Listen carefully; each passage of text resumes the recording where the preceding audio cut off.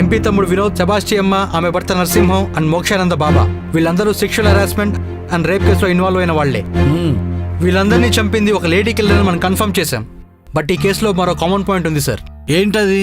హత్య చేయబడ్డ ప్రతి వ్యక్తి మీద మన స్టేషన్లో ఏదో ఒక sexual harassment case or rape case register అయింది సార్. Is it?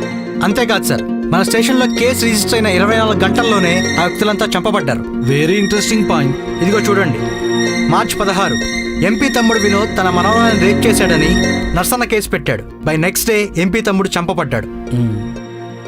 మిగతా మర్డర్స్ కూడా నేను చెప్పిన ప్యాటర్న్లోని సేమ్ స్టైల్లో జరిగాయి. ఇదే సార్ నా report. You have done a good job Sampath. Thank you sir. మనసేమో నీ వెనుకే